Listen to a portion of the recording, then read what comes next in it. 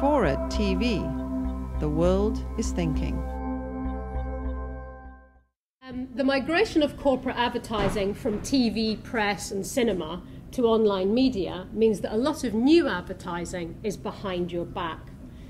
Internet technology now allows for a plethora of hidden persuaders, or if you like in corporate speak, embedded brand opportunities.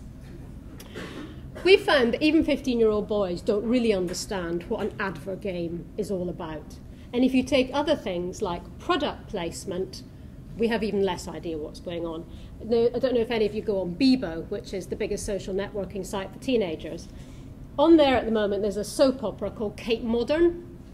And Kate Modern, you can follow each week. I think she's been killed off. I don't know if she's been brought back to life.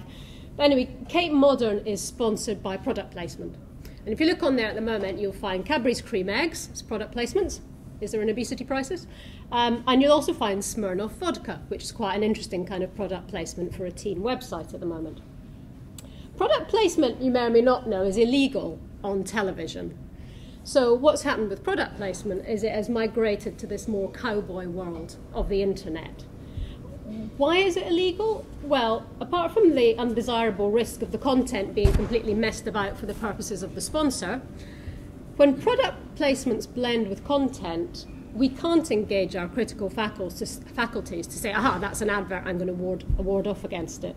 The appeal of the brand slips kind of unnoticed into our brain and is therefore unchallenged.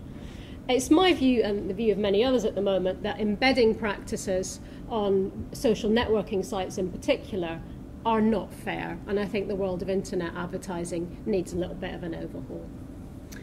So advertising to young kids I think is a bit problematic. Advertising to teens needs a bit of an overhaul, and online marketing, which is not clearly labelled as marketing, is also not particularly fair.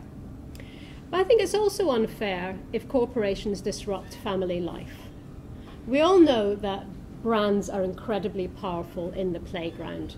If you don't have the right trainers, you can be subject to ridicule and friendlessness. And so what kids do is pester their parents.